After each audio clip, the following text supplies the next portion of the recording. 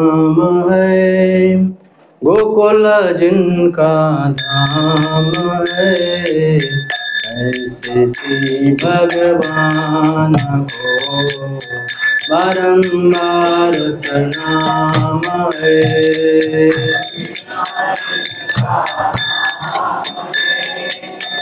गोकुल जिनका धाम है, ऐसे श्री भगवान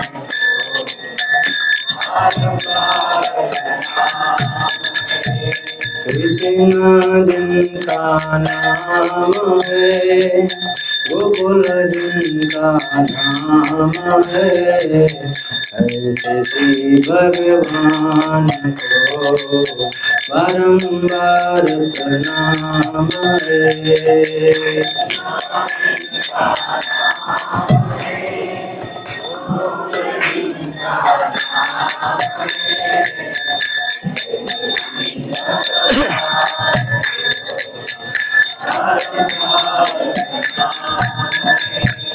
यशोदा जिनकी मैया है, नंद जी बापैया है।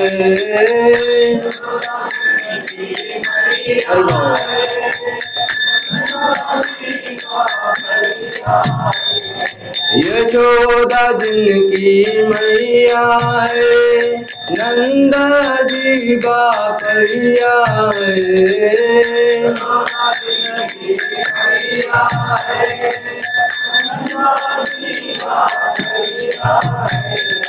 ऐसे श्री गोपाल को बारंबार प्रणाम है।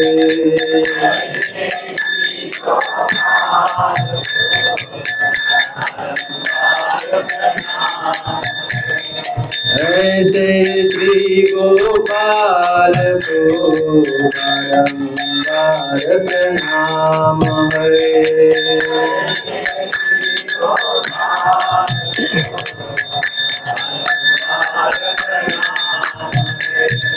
राधा जिनकी छाया है, अद्भुत जिनकी माया है।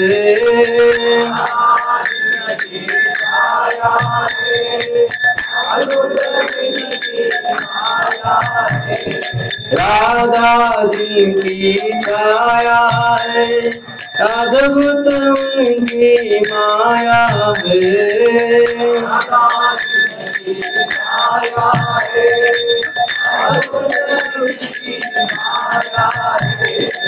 ऐसे श्री घनश्याम को बारंबार प्रणाम है।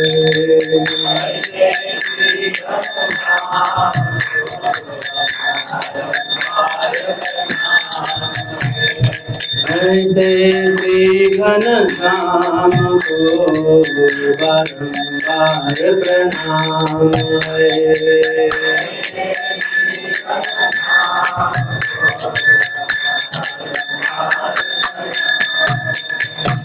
लूट लूट दधि माखन खायो, बाल बाल संग दिन चुरायो।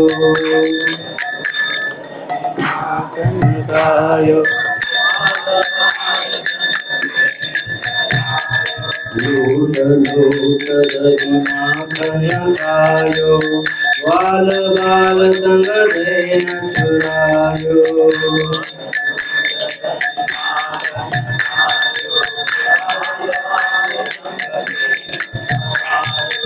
ऐसे लीला गाम को बारंबार प्रणाम है।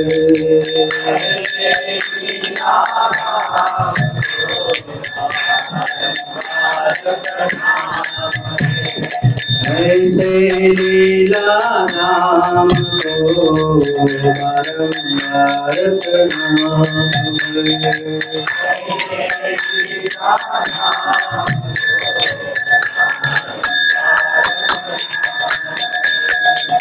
पदसुता की लाज बचायो, से गल को बंद छुड़ायो।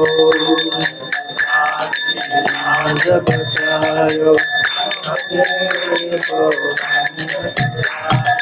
विपद सुता की लाज बचायो रसे गई को बंध जुड़ायो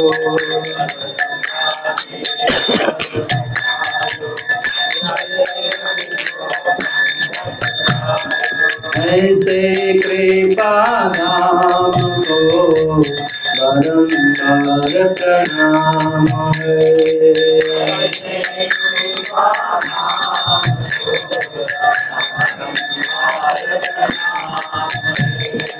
ऐसे कृपा धाम को बारंबार प्रणाम है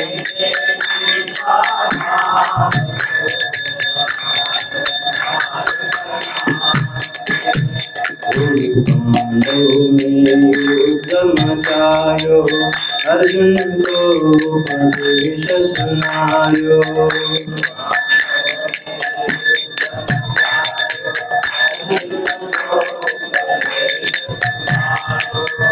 पांडव में युद्ध मचायो अर्जुन को उपदेश सुनायो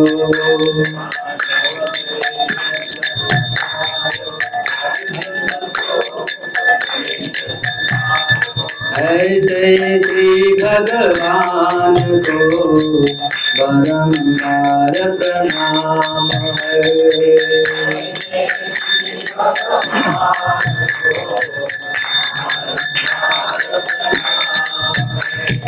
ऐसे श्री भगवान को बारंबार प्रणाम है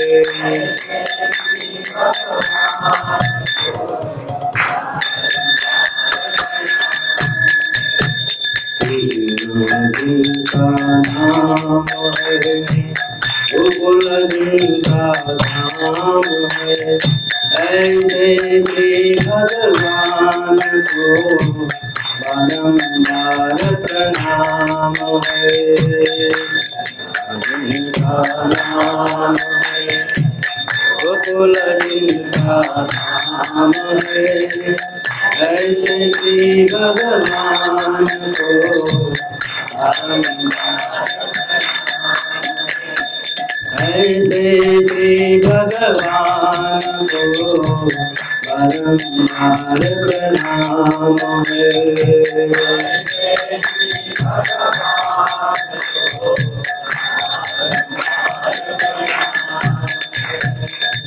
बारंबार प्रणाम है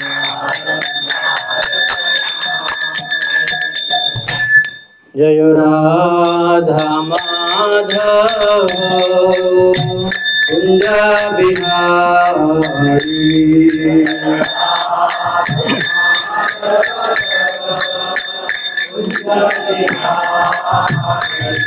जय राधा माधव कुंज बिहारी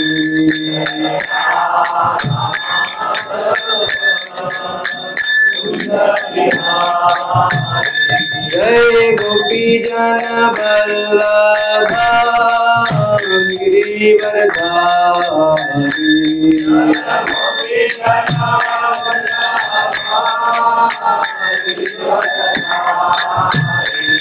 जय गोपी जन वल्लभ गिरिवरधारी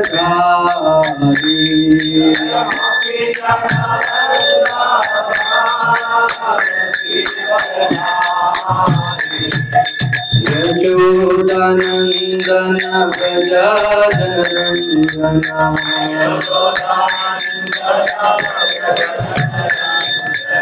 यशोदानंदन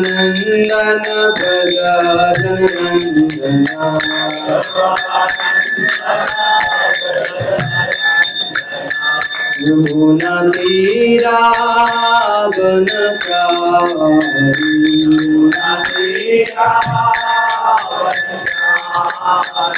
यमुना तीरा बनचारी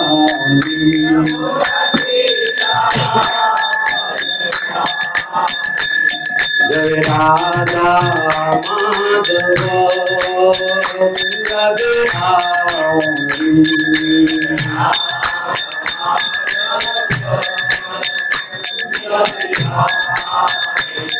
जय राधा माधव बिहारी।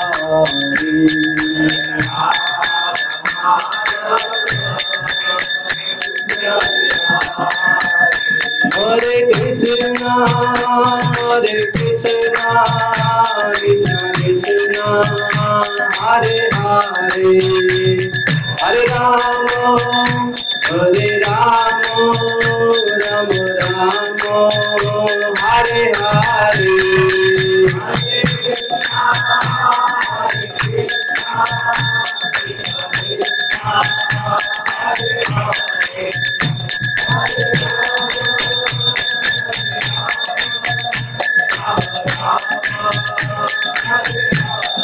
जय प्रभुपदा जय प्रभुपदा, प्रभुपदा जय प्रभुपदा।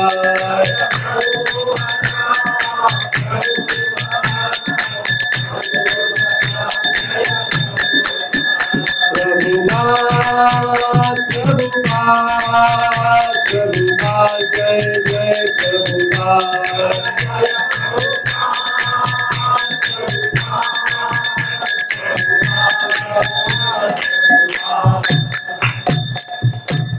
जय ओम विष्णुपाद परमहंस प्रचरष्टोत्तर श्रीमद् वैष्णव देसी भक्तिवेदांत स्वामी श्री प्रभुपाद की जय, अनंत कोटि वैष्णव वृंद की जय, जय गौर प्रेमानंद। ओम नमो भगवते वासुदेवाय।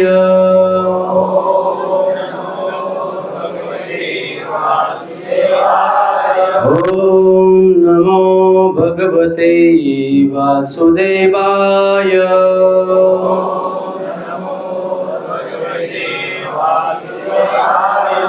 ओम नमो भगवते वासुदेवाय।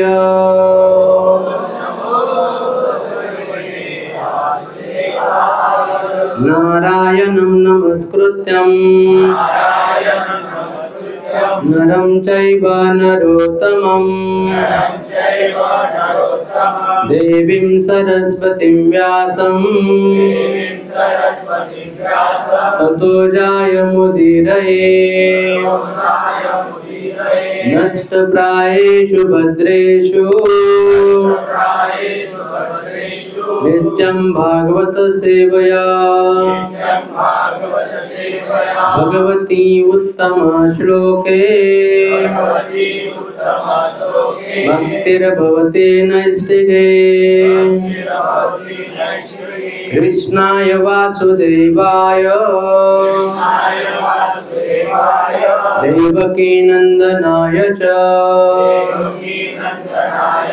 नंदगोपकुमाराय गोविंदाय नमो नमः।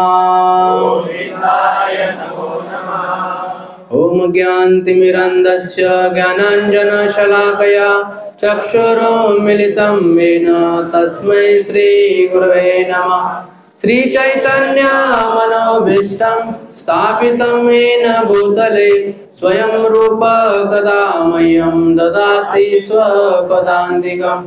वन्देऽहं श्रीगुरो श्रीयुतापदकमलं श्रीगुरो वैष्णवांश श्रीरूपां सागरजातं सहगना रघुनाथामितं तं सजीवं साद्वैतं सावधूतं परिजना सहितं कृष्ण चैतन्य देवं श्रीराधा कृष्णपदां सहगना ललिता श्रीविशाखान्वितां च। नमो विष्णुपदाय कृष्णप्रेष्ठाय भूतले श्रीमते भक्तिवेदान्त स्वामीति नामिने। नमस्ते सरस्वती देवे गौरवाणी प्रचारिणे निर्विशेष शून्यवादी पाश्चात्यदेशतारिणे। नमो महावदन्याय कृष्ण प्रेम प्रदायते कृष्णाय कृष्ण चैतन्य नामिने गौरतुसे नमः। हे कृष्णा करुणा सिंधु दीनबंधो जगत्पते गोपेश गोपिकान्त राधाकान्त नमस्तुते। तप्त कांचन गौरांगी राधे वृंदावनेश्वरी वृषभानुसुते देवी प्रणमामि हरिप्रिये। वाञ्छाकल्पतरुभ्यश्च कृपा सिन्धुभ्यैव च पतितानां पावनेभ्यो वैष्णवेभ्यो नमो नमः। जय श्री कृष्ण चैतन्य प्रभु नित्यानंद श्री अद्वैत गदाधर शिवासादि गौर भक्तवृंद। हरे कृष्णा कृष्णा कृष्णा हरे हरे, हरे राम राम राम हरे हरे। हरे कृष्णा कृष्णा कृष्णा हरे हरे, हरे राम राम हरे हरे। हरे कृष्णा कृष्णा कृष्णा हरे हरे, हरे राम राम राम हरे हरे। हरे कृष्णा। तर आजच्या या रविवारच्या सत्संगामध्ये आपल्या सर्वांचं हार्दिक स्वागत आहे।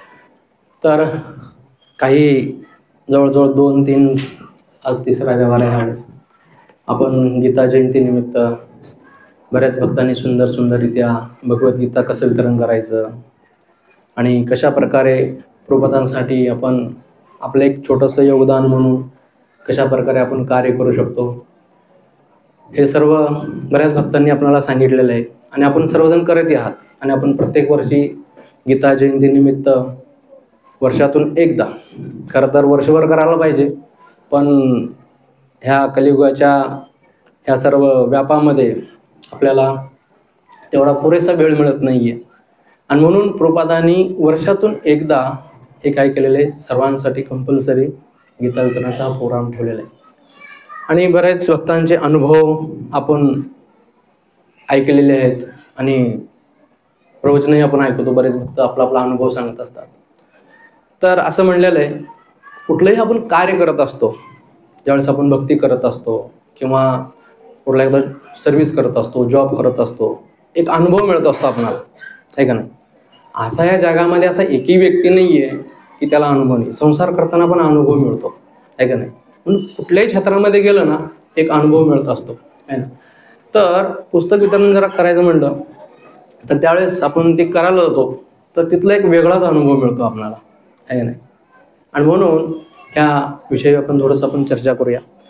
तर श्रील प्रभुपादांनी आपण पाहतो हे जे उपोद्घात आहे भगवद्गीतेच्या काही उपोद्घातमध्ये गीता महात्म्यामध्ये असं वर्णन केलेले भगवद्गीतेचं महत्त्व किती फार असं जवळ 6 ते 7 श्लोक आहेत आणि ह्या 7 श्लोकामध्ये गीता महात्म्यामध्ये भगवद्गीतेचं महत्त्व सांगितलेलं आहे। तर ही 7 श्लोक आपण थोडक्यामध्ये आज आपण थोडंसं चर्चा करणार आहोत। तर खरोखरच ही भगवद्गीता कशा प्रकारे आपलं जीवन पवित्र करते हे आपण बघू शकतो। जसं या ठिकाणी गीता महात्म्यामध्ये म्हणलेलं आहे की जो कोणी भक्तियोगाचे सिद्धांत स्वीकारतो आणि भगवंतांना जीवनाचे सर्वोच्च लक्ष्य आणि अंतिम ध्येय मानतो तो आध्यात्मिक जगतामध्ये भगवंतांची प्राप्ती करतो। जर एखाद्याने भगवद्गीतेमध्ये प्रतिपादित केलेल्या सिद्धांतांचे पालन केले तर तो आपले जीवन कृतार्थ करू शकतो आणि जीवनातील सर्व समस्यांचे उत्तर त्याला मिळते। हेच भगवद्गीतेचे सार सर्वस्व आहे।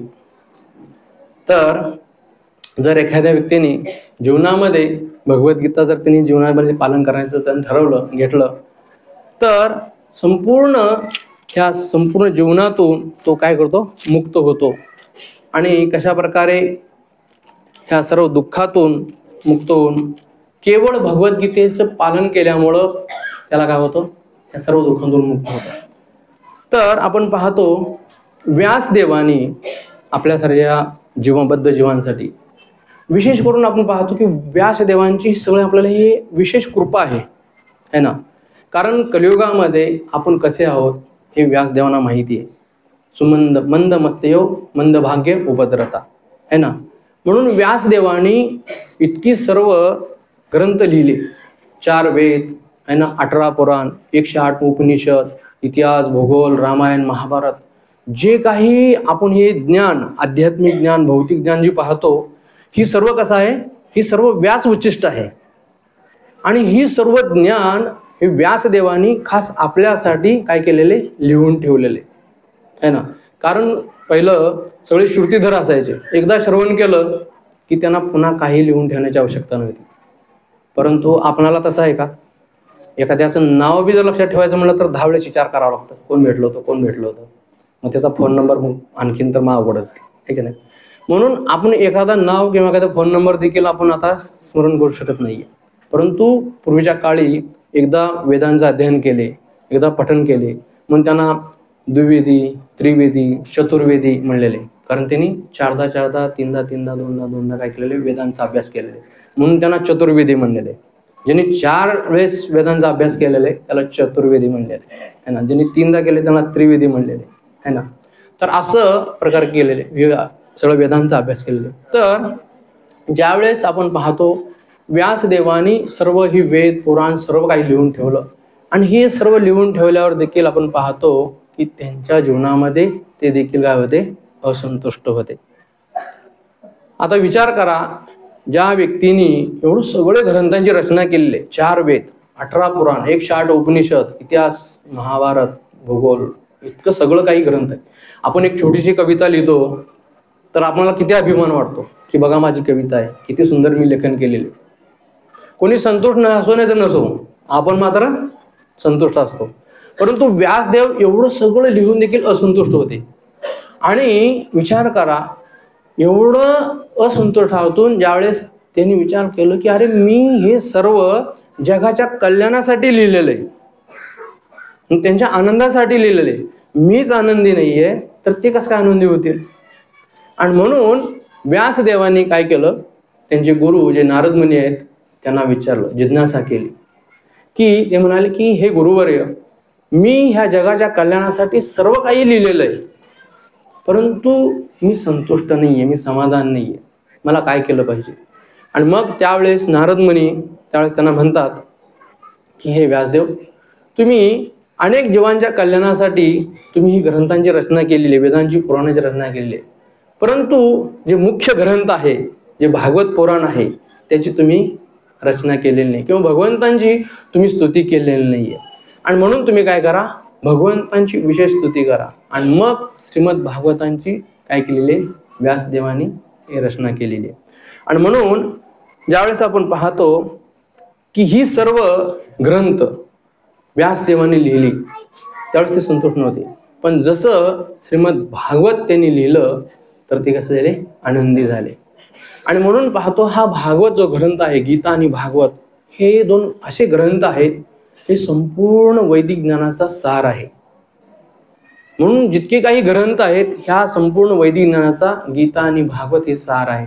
आणि म्हणून व्यक्तीनं काय केलं पाहिजे, ह्याचं अध्ययन केलं पाहिजे. तर ह्या ठिकाणी असं म्हणलेलं आहे की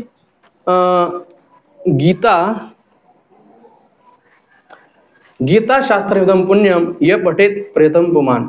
जी व्यक्ती भगवद्गीतेमधील उपदेशांचे पालन करते ती जीवनातील सर्व दुःखे आणि चिंता यातून मुक्त होते. भय शोकादी वर्जितम, सर्व प्रकारच्या भयापासून अशी व्यक्ती मुक्त होऊ शकते व तिचा पुढील जन्म आध्यात्मिक असू शकतो. तर ह्या ठिकाणी म्हणलेलं आहे सर्व भय आणि चिंता यातून मुक्त होतो. पण पहिली गोष्ट आपण हे पाहिलं पाहिजे की आपल्याला आहे ना भय का नाही. बाहेर तेवढी भीती, आतमध्ये कोणालाच भय नाही आहे. भला आपण बोलत नसू, आपल्याला भय आहे, चिंता आहे ना. काळजी वाटते, भरपूर काय काय वाटतं आपल्याला, पण आपण कोणाला सांगत नाहीये. आणि म्हणून ज्या व्यक्तीने भय शोकादी वर्जित, ज्या व्यक्तीने भगवद्गीतेचा आश्रय घेतलेला आहे किंवा भगवंताविषयी श्रवण केलेलं आहे, असा व्यक्ती काय होतो, ह्या भयापासून आणि शोकापासून मुक्त होतो. भय शोकादी वर्जितम. म्हणून भगवद्गीतेचं उपदेश श्रवण करणं किंवा पालन करणं हे फार गरजेचं आहे.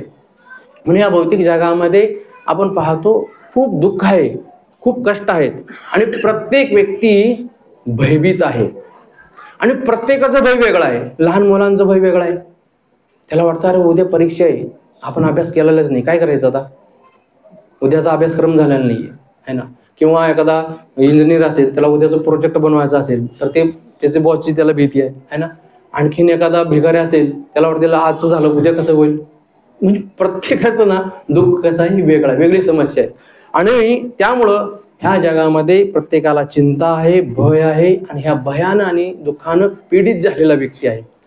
आणि त्यामुळं श्रीमद भागवतमध्ये सुत गोस्वामी वर्णन करतायत, म्हणतात की ह्या भौतिक जगामध्ये श्रीमद भागवताचा पहिला स्कंद 7वा अध्याय आणि 7वा श्लोक याच्यामध्ये वर्णन केलेले, यस्या वै श्रेयमानाया कृष्णे परम पुरुषे भक्ती उत्पते पुंसा शोकमोह भयाव.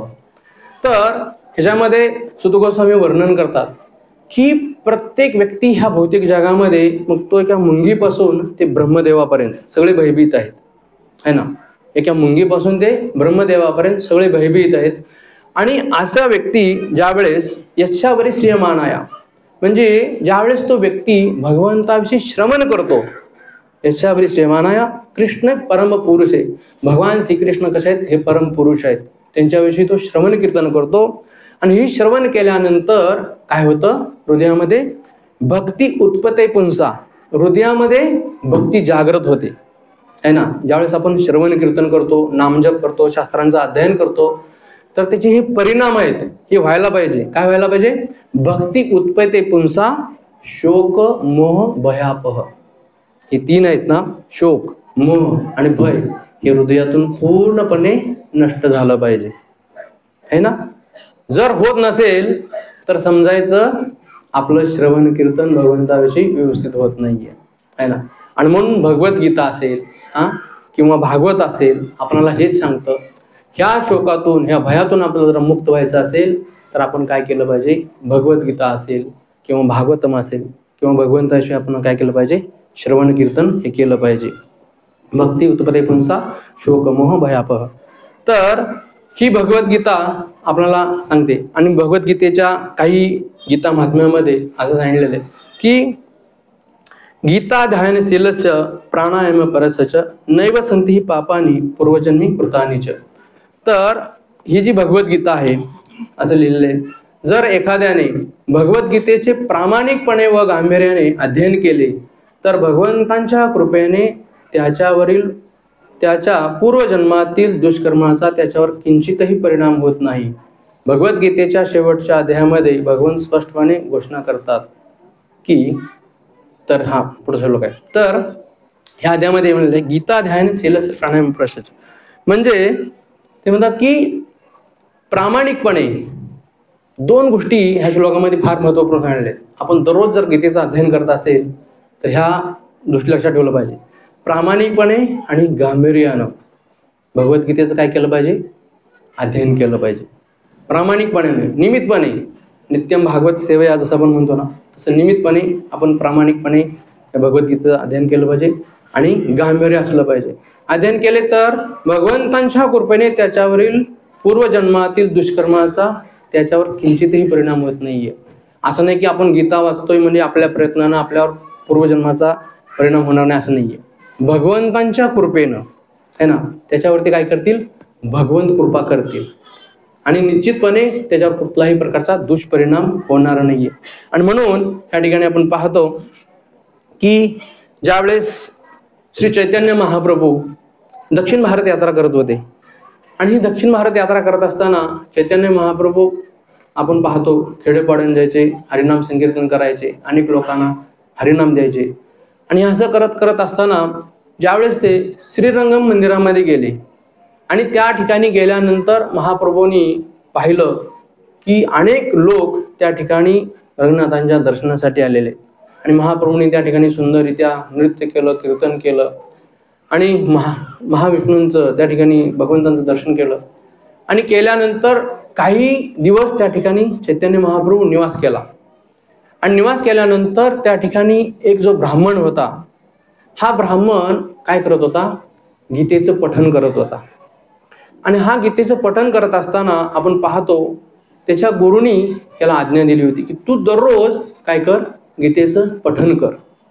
आणि पठण करत असताना आपण पाहतो ज्यावेळेस भगवद्गीतेचा पृष्ठभाग पाहायचा आणि त्या ब्राह्मणाला इतके काही असं भगवद्गीतेचे उच्चार वगैरे व्यवस्थित करता येत नव्हते, संस्कृतीचे इतकं काही स्पष्ट वाचन करता येत नव्हतं. परंतु ज्यावेळेस तो हा पृष्ठभाग पाहायचा भगवद्गीतेचा, तर तो ब्राह्मण आपल्या डोळ्यातून काय करायचा, अश्रुपात करायचा, अश्रू यायचे, इतकं तो रडायचा. आणि ही चैतन्य महाप्रभूंनी पाहिलं की अरे हा ब्राह्मण आहे आणि भगवद्गीता घेऊन काय करतोय, वाचण्याचा प्रयत्न करतोय, पण तो वाचू शकत नाहीये, त्याला अश्रू येत आहेत. आणि चैतन्य महाप्रभूंनी त्याला विचारलं की हे ब्राह्मण, तू का असं रडत आहेस, कारण काय तुझं रडण्याचं?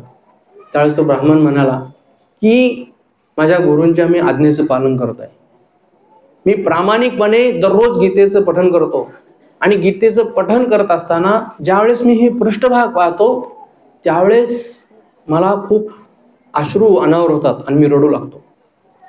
चैतन्य महाप्रभू म्हणले का बरं तुला असं होतं? तर त्यावेळेस तो ब्राह्मण सांगू लागला की भगवान श्रीकृष्ण हे अनंत कोटी ब्रह्मांडाचे नायक आहेत, अनंत कोटी ब्रह्मांडाचे नायक आहेत. असे भगवान श्रीकृष्ण अर्जुनाचं काय करतायत, रथ हाकत आहेत, एक सारथ्याचं कार्य करत आहेत. आणि आपण ज्यावेळेस पाहतो आता जर सारथी म्हणलं, आजकालचा ड्रायव्हरला काय किंमत असते हो, आहे ना? थांब म्हणले की थांबायचं, चल म्हणलं की चल, उजवीकडे म्हणलं उजवीकडे, डावीकडे म्हणलं डावीकडे, आहे ना? ड्रायव्हरला काय किंमत असते? तर तो ब्राह्मण म्हणतो की भगवान तर अनंत कोटी ब्रह्मांडाचे नायक आहेत आणि हे काय करतायत, आपल्या भक्ताचा रथ हाकत आहेत. आणि त्यावेळेस असं होतं, रथामध्ये असं सांगलेलं आहे महाभारतामध्ये की ज्यावेळेस रथी, महारथी, अतिरथी ज्यावेळेस असे महान महान युद्धे असतात त्यावेळेस ते तुफान युद्ध करत असतात. आणि हे सर्व युद्ध करत असताना त्यांना उजवीकडे जायचं की डावीकडे जायचं हे सांगण्यासाठी सारथ्याला वेळ नसतो. आणि म्हणून ते काय करायचे, पायाने इशारा करायचे, है ना? उजवीकडे जायचं असेल तर उजवीकडे मारायचे, डावीकडे जायचं असेल तर डावीकडे मारायचे, आणि समोर जायचं असेल तर पाठीमागं मारायचे. तर तो ब्राह्मण म्हणतो भगवान श्रीकृष्णाने देखील अशा प्रकारे अर्जुनाच्या काय केलेले, लाथा खाल्लेले. म्हणून भगवान इतके अनंत कोटी ब्रह्मांडाचे नायक असून देखील आपल्या भक्तांसाठी तुच्छ कार्य करतायत. आणि म्हणून हे पाहून माझ्या नेत्रामध्ये काय होतंय, अश्रू येत आहेत. आणि म्हणून आपण पाहतो की त्यावेळेस चैतन्य महाप्रभू म्हणाले की तू खरं काय केलेलं आहेस, भगवद्गीतेचं जाणलेलं आहेस. आणि इतर जे ब्राह्मण होते ते ब्राह्मण, ज्यावेळेस हा ब्राह्मण भगवद्गीता वाचायचा तो आपल्या मोडक्या तोडक्या भाषेमध्ये, तर हे सर्व ब्राह्मण त्याच्यावरती काय करायचे, हसायचे की ह्याला येत नाही तरी हा काय करतोय, वाजत बसलेला आहे. परंतु चैतन्य महाप्रभूंनी त्यांना म्हणलं की तू खरं गीता समजलेली आहे. इतकी विद्वान पंडित इथं आहेत पण त्यांनी गीता कधी समजलेली नाहीये, पण तू एक असा ब्राह्मण आहेस, तू खरं गीता समजलेली आहे. आणि म्हणून हा जो ब्राह्मण होता, हा ब्राह्मण केवळ आपल्या गुरूंच्या आज्ञेचं काय करत होता, पालन करत होता, प्रामाणिकपणे आणि गांभीर्यानं भगवद्गीतेचं काय करत होता, अध्ययन करत होता.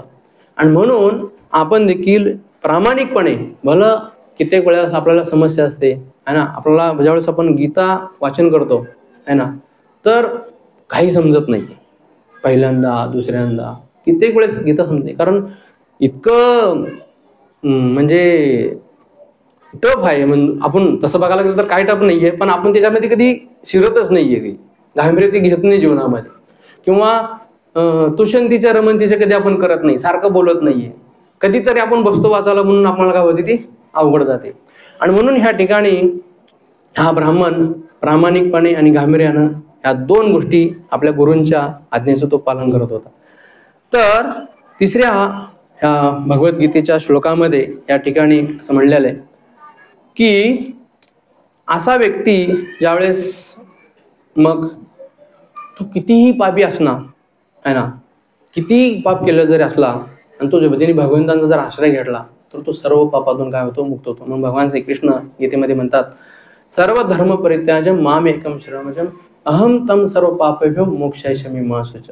की हे अर्जुना, की तू सर्व धर्माचा त्याग कर आणि केवळ मला शरण ये, मी तुला काय करतो, सर्व पापातून मुक्त होतो. म्हणून आपण पाहतो की ज्यावेळेस जगाई मदाई आहे ना इतक्या पापी होत्या, त्यांनी इतकं पाप केलेलं होतं, त्यांचं रेकॉर्ड ब्रेक ह्या जगामध्ये कुणी करू शकणार नाही आहे ना. चित्रगुप्ता होते, अक्षरशः थकलेले होते त्यांचं लिखाण लिहून लिहून, आणि इतकं गोडाऊन भरलेलं होतं की ओव्हर टाइम पार्ट टाइम सगळं करून सगळे नोकर चाकर सगळे थकलेले होते. इतकं जगाईनी मदाईनी पाप केलेलं होतं आहे ना. परंतु जगाई मदाईनी या दोघांनी ज्यावेळेस चैतन्य महाप्रभूजी नित्यानंद महाप्रभूजी शरण घेतली तर सर्व पापातून निघालेले मुक्त झाले आणि अक्षरशः चित्रगुप्ता बेशुद्ध पडले. की अरे आम्ही ज्याच्यासाठी रेकॉर्ड ठेवलं आता त्यांचाच उद्धार झालेला आहे ना. म्हणून बघू शकतो की कितीही जर व्यक्ती पापी असला तर त्यांचं काय झालेलं आहे, उद्धार झालेलं आहे.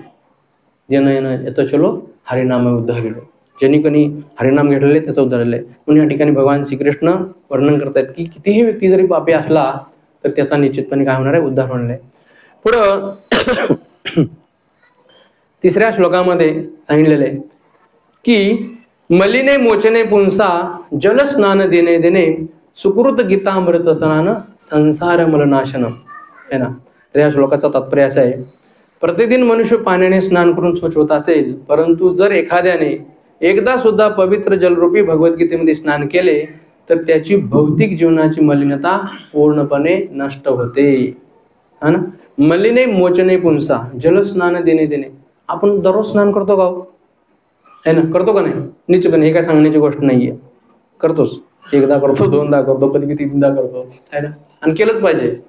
परंतु असे पण काही लोक आहेत की 8-8 दिवस महिना दिवस स्नान करत नाहीये है ना, नुसतं परफ्यूम मारत असतात, नुसतं परफ्यूम वास घेऊन असं उलट्या होतील दुसऱ्याला, इतकं परफ्यूम मारत असतात. परंतु विचार करा, स्नान काय करतो, शुद्ध होण्यासाठी है ना. परंतु मलिने मोचने पुंसा जलस्नान दिने दिने, जलस्नान दिने दिने म्हणजे दररोज आपण काय करतो, हे शरीर स्वच्छ करण्यासाठी दररोज आपण स्नान करतो है ना. परंतु सुकृत गीतामृत स्नान संसार मलनाशन, आपण दररोज पाण्याने स्नान करतो, पण इथं म्हणलेलं आहे एकदा सुद्धा एखाद्या व्यक्तीने एकदा सुद्धा आयुष्यामध्ये एकदा सुद्धा भगवद्गीते जलरूपामध्ये स्नान केलं तर त्याची भौतिक जीवनाची मलिनता पूर्णपणे नष्ट होते. बघा, एकदा भगवद्गीता त्यांनी वाचली, समजावून घेतली आणि जीवनात उतरवली, एकही श्लोक, असं नाही की सगळे श्लोक वाचायची आवश्यकता नाही, वाचलं तर चांगलंच आहे, एक श्लोक समजून घेतला पाहिजे आणि आपण ते जीवनामध्ये पालन केलं पाहिजे. भगवद्गीताची जीवनाचीच आपली परिपूर्णता झाली. असं नाही की 700 श्लोक पाठच झालं पाहिजे आहे ना, वाचलेच पाहिजे, वाचलं तर चांगलंच आहे, काही प्रॉब्लेम नाही. परंतु गीतेचा एकही श्लोक जीवनामध्ये आपण जरा व्यवस्थित समजून घेतला, वाचन केला, पठन केलं आणि ते जीवनामध्ये आपण आचरण केलं तरी आपलं जीवन सफल आहे. आपण ह्याच्यामध्ये काय केलेलं आहे, भगवद्गीतेच्या जलामध्ये स्नान केलेलं आहे ना. दररोज आपण स्नान करतो. परंतु शुद्धीकरणाची जर प्रक्रिया आपण पाहिली आहे ना, निश्चितपणे प्रत्येक गोष्ट ही शरीर शुद्धी करण्यासाठी आपल्याला आपण मग शॅम्पू वापरतो, साबण वापरतो, वेगवेगळे क्रीम वापरतो आहे का नाही. परंतु हृदय स्वच्छ करण्यासाठी काय वापरतो आपण, कुठलं साबण काम करतं, मोती साबण कुठलं आहे ना, हरिनाम. असे एकच गोष्ट आहे ते म्हणजे हरिनाम आहे ना. तुकाराम महाराज त्या अभंगामध्ये म्हणतात, नाही मन निर्मळ त्याला काय करी साबण. म्हणजे असं एक आपलं मन आहे, मन दुष्ट आहे किंवा मन जितकं घाण आहे आणि बाहेरून किती जर परफ्यूम मारलं आणि किती बी साबण लावलं तर काय आतमध्ये फरक पडणार आहे, काही फरक पडणार नाही. जर आतमध्ये फरक पाडायचा असेल तर काय केलं पाहिजे, हरिनाम घेतलं पाहिजे आहे ना. आणि म्हणून शुद्धीकरणाची प्रक्रिया आहे ना, ही प्रत्येक दात साफ करण्यासाठी वेगळी प्रक्रिया आहे, शरीर साफ करण्यासाठी वेगळी प्रक्रिया आहे, त्यासाठी आत्मा किंवा हृदय शुद्ध करण्यासाठी ही वेगळी प्रक्रिया आहे. आणि म्हणून ही प्रक्रिया या ठिकाणी म्हणलेली आहे की व्यक्तीनं भगवद्गीतेच्या जलामध्ये काय केलं पाहिजे, स्नान केलं पाहिजे. एकदा सुद्धा जर आपण ह्या भगवद्गीतेच्या जलामध्ये स्नान केलं तर आपली भौतिक जीवनाची मलिनता पूर्णपणे नष्ट होते. म्हणून भगवद्गीतेचा एक तरी श्लोक आहे ना, भगवद्गीतेचा एक तरी श्लोक आपल्याला काय पाहिजे, पाठ पाहिजे आहे ना, पाठ पाहिजे आणि त्याचं आपल्या जीवनामध्ये आचरण आपण केलं पाहिजे. आणि चौथ्या श्लोकामध्ये या ठिकाणी वर्णन केलेलं आहे, गीता सुगीता कर्तव्यम किमणे शास्त्र विस्तरे या स्वयंपद्मनाभम मुखपद्म द्विरीस्मृताम. भगवद्गीता ही स्वतः पुरुषोत्तम भगवान श्रीकृष्णांनी सांगितल्यामुळे एखाद्याने इतर कोणतेही वैदिक साहित्य वाचण्याची गरज नाही. केवळ व्यक्तीने लक्षपूर्वक आणि नियमितपणे भगवद्गीतेचे श्रवण आणि अध्ययन करणे आवश्यक आहे. वर्तमान युगामध्ये लोक भौतिक कार्यात इतके मग्न आहेत की त्यांना संपूर्ण वैदिक साहित्याचे वाचन करणे शक्य नाही आणि त्याची गरजही नाही. भगवद्गीता एकच ग्रंथ पुरेसा आहे, कारण गीता ही संपूर्ण वैदिक ज्ञानाचे सार आहे. तसेच ती स्वतः पुरुषोत्तम भगवान श्रीकृष्णाने सांगितलेली आहे. म्हणून या ठिकाणी आपण पाहतो, स्वतः मागच्या श्लोकामध्ये सांगितलं होतं की प्रामाणिकपणे आणि गांभीर्यानं अध्ययन केलं पाहिजे. तर ह्या श्लोकामध्ये सांगितलेले लक्षपूर्वक आणि नियमितपणे काय केलं पाहिजे, वाचन केलं पाहिजे. तर गीता सुगीता कर्तव्यम की म्हणे शास्त्र विस्तरे या स्वयंपद्मनाभा मुखपद्म होता. तर ह्या ठिकाणी आपण पाहतो की स्वतः भगवंतानी ही गीता सांगितलेली आहे. म्हणून महाभारतामध्ये ज्यावेळेस पाहतो आपण, महाभारत हे युद्ध चाललेलं होतं, तर भीष्म पर्व ह्या भागामध्ये स्वतः भगवंतानी ही गीता सांगितलेली आहे.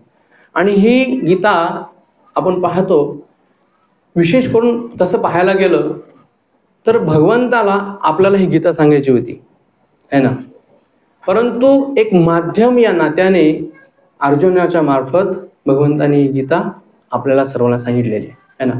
एक निमित्त म्हणून अर्जुनाला गीता सांगण्यात आली, कारण प्रसंग भगवंतानी असा निर्माण केला की अर्जुन गोंधळात पडला आणि गोंधळात पडल्यामुळं पुन्हा भगवंतालाही ज्ञान सांगावं लागलं आहे ना. आणि तसं पाहिलं तर ही जी ज्ञान आहे हे ज्ञान लुप्त झाल्यामुळं भगवंतानी हे ज्ञान सांगितलेलं आहे. आणि जसं आपण आपल्या संसारामध्ये देखील मध्ये पाहतो कधी कधी आहे ना, लिकीला बोले सुनाला लागे, हे जे उदाहरण आहे, तसंच भगवंतानी एक अर्जुनाला निमित्त बनवून ह्या आपल्यासारख्या पतित जीवांचा उद्धार करण्यासाठी भगवंतानी काय केलेले, ही गीता सांगितलेली आहे. आणि म्हणून ह्या ठिकाणी स्वतः भगवंतानी ही गीता सांगितलेली आहे. आता भगवंत हे काही साधारण व्यक्ती नाही आहेत. म्हणून हे भगवद्गीतेचे वचन जे आहेत ना, किंवा भगवद्गीता आपण वाचतो, ह्याच्यामध्ये कधी कधी आपल्याला असं वाटतं की हे कसं काय शक्य आहे ना. सर्व पापेभ्यो मोक्षयिष्यति मा शुचः किंवा जन्म कर्मच मे दिव्यम यो मे वेति तत्वता तत्वादेहं पुनर्जन्म नैति मामेति अर्जुना, नैति मामेति म्हणजे कधीच नाही. हे कसं काय शक्य आहे, हे कधी शक्य होतं का, असं बऱ्याच वेळेला कधी कधी आपल्याला कधी मनामध्ये आपल्या शंका निर्माण होऊ शकते. परंतु या ठिकाणी आपण समजून घेतलं पाहिजे, श्री प्रभुपाद त्यांच्या भगवद्गीतेच्या पहिल्याच अध्यायाच्या पहिल्या काही श्लोकामध्ये वर्णन करतायत की भगवद्गीता जर समजून घ्यायची असेल तर आपण पहिलं भगवान श्रीकृष्णांना पूर्ण पुरुषोत्तम भगवान म्हणून स्वीकार केलं पाहिजे. आणि ते स्वीकार केल्यानंतर तरच आपण ही भगवद्गीता समजू शकतो. अन्यथा भगवद्गीता आपण कधीही समजू शकणार नाहीये. कारण मग असं वाटेल की भगवान श्रीकृष्ण म्हणजे एक साधारण व्यक्तीच आहेत, आपण असं समजूया. आणि मग असा व्यक्ती कधीही भगवद्गीता समजू शकणार नाहीये. आणि म्हणून व्यक्तीनं काय केलं पाहिजे, पहिलं भगवंतांना पूर्ण पुरुषोत्तम भगवान आहे ना म्हणून त्यांना स्वीकार केलं पाहिजे. असाच व्यक्ती काय करू शकतो, भगवद्गीता समजू शकतो. आणि म्हणून ती स्वतः भगवंतानी काय केलेली, ही भगवद्गीता सांगितलेली आहे. आणि प्रभुपाद म्हणतात की अनेक वैदिक ग्रंथ आहेत है ना, इतर ग्रंथ वाचण्याची गरज नाही. आता इतर ग्रंथ वाचण्याची का गरज नाही म्हणले, किती ग्रंथ आहेत, किती ग्रंथ आहेत आपल्याकडं, है ना. भरपूर साठा आहे. 4 वेद, 18 उपनिषद, 108 उपनिषद, आणि इतिहास, महाभारत, भूगोल, अनेक कित्येक इतके सगळे ग्रंथ आहेत. जे तुम्हाला पाहिजे ते व्यासदेवाने सर्व काही आपल्या वेदामध्ये लिहून ठेवलेलं आहे ना. सर्व काही ज्ञान लिहून ठेवलेलं. फक्त आपल्याला काय पाहिजे, तिथं जायचं आणि वाचायचं, हे सर्व. परंतु श्री प्रभुपादांना की वैदिक ही ग्रंथ वाचण्याची काही गरज नाहीये आणि तेवढा वेळ नाही आपल्याकडं. आता तर तुम्ही आता गीता वितरण करायला तर भरपूर लोक, महाराज वेळ नाही आमच्याकडं, है ना. गीता घ्या, भागवत घ्या आपण म्हणतो लोकांना, किंवा सत्संगाला कधी बोलवतो, टाइम नाही. आणि विशेष करून पाहतो पुणे मुंबईच्या ठिकाणी जर तुम्ही गेला तर लोकांना तर बिलकुल वेळ नाही आहे ना. म्हणून या ठिकाणी म्हणतात की वैदिक ग्रंथ वाचण्याची गरज नाहीये. आणि ज्यावेळेस आपण ही भगवद्गीता वाचतो तर लक्षपूर्वक आणि नियमितपणे वाचन केलं पाहिजे. काय केलं पाहिजे, काय नाही केलं पाहिजे, हे प्रभुपादांनी आपल्याला या ठिकाणी सांगितलंय. याचं नियमितपणे वाचन केलं पाहिजे, श्रवण कीर्तन केलं पाहिजे, अध्ययन केलं पाहिजे. तर वैदिक साहित्य वाचन करणे शक्यही नाही. विचार करा की शक्य आहे का आजकाल या युगामध्ये वैदिक साहित्य वाचन जरा करायचं बी म्हटलं तर शक्य आहे? शक्य नाहीये. कधी वाचणार? आणि जर समजा वाचलं तर ते समजणार कधी? त्याचा सारांश कधी काढणार? सार कधी काढणार त्यांचा? त्याचा सार काय दिलेलं आहे? आणि म्हणून तुकाराम महाराज म्हणतात, गीता भागवत करते श्रवण, अखंड चिंतन विठोबाचे, है ना. आणि म्हणून वैदिक ज्ञानाचा सार हे काय आहे? भगवद्गीता आहे. भगवद्गीता आहे, भागवतम आहे. म्हणून तुकाराम महाराजांनी सांगितलेलं आहे की वेद अनंत बोलीला, अर्थ इतकाची साधीला, विठोबाची शरण जावे, नामनिष्ठाने घ्यावे. साधा सोपा मार्ग हा तुकाराम महाराजांनी आपल्याला दिलेला आहे की वेदामध्ये, पुराणामध्ये भरपूर काही सांगितलेलं आहे. शिवपुराण असेल, गणेश पुराण असेल, पार्वती पुराण असेल, लक्ष्मी पुराण असेल, आहे ना. जितक्या काही 33 करोड देवदेवता आहेत ना, सगळ्यांचं लिखित वर्णन केलेलं आहे. सगळ्याला छोटे मोठे अधिकार दिलेले आहेत, सगळ्यांचं वर्णन केलेलं आहे. पण हे आपण कधी वाचू शकत नाही. वेद आनंद बोलीला, परंतु सगळ्यांचा अर्थ इतकाची साधीला, इतका विठोबाची शरण जावे. कारण तुकाराम महाराज हे भगवान श्रीकृष्णाचे भक्त होते, विठ्ठलाचे पांडुरंगाचे भक्त होते. विठोबाची शरण जावे, नाम निष्ठेने घ्यावे. शेवट एका ओळीमध्ये तुकाराम महाराजांनी सगळ्या वेदांचं सार सांगितले आहे ना. नामनिष्ठेने घ्यावे, विठोबाची शरण जावे, नामनिष्ठेने घ्यावे, अशा प्रकारे. तर वेद असतील, पुराण असतील, ही सर्व काय केलेले, वेगवेगळ्यांची स्तुती केलेली, सगळं आणलेलं. परंतु इतकं वाचण्याची आपल्याला तेवढी क्षमताही नाही, वेळ नाही, आणि तेवढी बुद्धीही नाही आपल्याला वाचून घेण्याची, है ना. सकाळी काय खाल्लो किंवा काल सकाळी काय खाल्लो हे आपल्या लक्षात राहत नाही. तर वेदामध्ये आपण 8 दिवसापूर्वी काय वाचलो होतो हे कसं काय लक्षात राहणार, आणि त्याचा आपण सार कधी काढणार आहे? म्हणून शक्य नाहीये. आणि म्हणून आपल्याला आपण पाहतो की वृंदावनमध्ये जर तुम्ही पाहिला, किंवा आपण विशेष करून ज्या ठिकाणी पक्ष्यांना दाणे वगैरे टाकले जातात, है ना, तर असं म्हणलेलं आहे की वृंदावनमध्ये आपण पाहतो की कबूतर असतात, है ना, पोपट असतात, कावळे असतात, छोटे छोटे चिमण्या असतात, है ना, भरपूर त्या ठिकाणी पक्षी येत असतात. आणि ह्या सर्व येणाला तिथले जे ब्रजवासी आहेत ते काय करतात, सगळं धान्य मिक्स करतात, है ना. वटाणे असतील, चणे असतील, फुटाणे असतील, है ना, पुन्हा बाजरी असेल, गहू असेल, तांदूळ असेल, हे सगळं कडधान्य काय करतात, मिक्स करतायत. आणि मिक्स करून त्या ठिकाणी असं रस्त्यावरती टाकून देत आहेत. आणि टाकल्यानंतर आपण पाहतो त्या ठिकाणी प्रत्येक पक्षी येत असतो, है ना. त्या ठिकाणी कावळे येतात, कबुतरे येतात, परत माकडं पण येतात. माकडं येतात, वटाणे खातात, फुटाणे ते खातात, चिमण्या येतात, कबुतरे येतात. आणि मग आपल्या जे काही चुचूमध्ये बसेल ते काय करतात, ते त्या ठिकाणी खाऊन ते निघून जात असतात. तर तसं वेदामध्ये म्हणलेलं आहे की वेदामध्ये आपल्याला ज्या व्यक्तीला ज्या प्रकारचं त्याची मानसिकता आहे किंवा त्याचे विचार आहेत त्याला त्या प्रकारचं ज्ञान दिलेलं आहे, है ना. आणि त्या प्रकारे व्यक्ती तो जातो वेदामध्ये, त्या प्रकारचा तो अभ्यास करतो, वाचन करतो आणि ज्ञान मिळवत असतो. म्हणून आज आपण पाहतो ॲलोपॅथिक असेल, होमिओपॅथिक असेल, आयुर्वेदिक असेल, कितीतरी उपचार आहेत असे, हे सर्व वेदामध्ये वर्णन केलेलं आहे, है ना. म्हणून कोणी डॉक्टर बनतं, कोणी इंजिनियर बनतं, हे सगळं कुठून आलेले? तिथून तर आलेलं आहे सगळं. म्हणजे ज्याला ज्याच्यात रुची आहे त्याला वेदामध्ये ते मिळतं. जो पक्षी येतो त्याच्या चोचीमध्ये त्याची क्षमता जेवढी आहे तेवढं तो दाणा उचलतो, खाऊन निघून जातो. तसे प्रत्येक व्यक्ती वेदामध्ये देखील काय करतो, आपल्या क्षमतेनुसार आपल्या विचारधारेनुसार वेदांचं अध्ययन पठन करतो, वाचन करतो आणि त्या प्रकारची जीवनामध्ये प्रगती करत असतो. तर अशा प्रकारचं वर्णन केलेलं आहे. तर त्या ठिकाणी आपण पाहतो श्रीमद भगवद्गीतेच्या ह्या गीता महात्म्यामध्ये 5व्या श्लोकामध्ये वर्णन केलेलं आहे की भारतमृत सर्वस्वं विष्णु रक्ता द्विजेसुतं गीता गंगोदकं पित्वा पुनर्जन्म न विद्यते. जो गंगेचे पाणी प्राशन करतो त्याला मुक्ती मिळते, मुक्ती प्राप्त होते. तर जो भगवद्गीतेचे अमृत प्राशन करतो त्याच्याबद्दल काय सांगावे. भगवद्गीता ही महाभारतातील अमृत आहे, कारण ती स्वतः आदि विष्णू भगवान श्रीकृष्णाने सांगितलेली आहे. तर या ठिकाणी गंगा आणि भगवद्गीतेमध्ये काय केलेलं आहे, फरक सांगितलेला आहे. एखादा व्यक्ती जो गंगेचे पाणी प्राशन करतो त्याला मुक्ती प्राप्त होते. बघा, आपण आताच ह्याला गेलो होतो, प्रयागला गेलो होतो है ना, कुंभमेळ्यामध्ये गेलो होतो. लाखो लोकांनी काय केलेले, त्याच्यामध्ये स्नान केलेले है ना. केवळ गंगेचं प्राशन केल्यानं मुक्ती प्राप्त होते. किंवा असं म्हणलेलं आहे, जो व्यक्ती गंगेमध्ये, यमुनेमध्ये किंवा सरस्वती नद्या आहे, ह्या ज्या पवित्र नद्या आहेत त्याच्यामध्ये स्नान केल्यानंतर सर्व पापातून काय होतो, तो मुक्त होतो है ना. बरोबर आहे का नाही.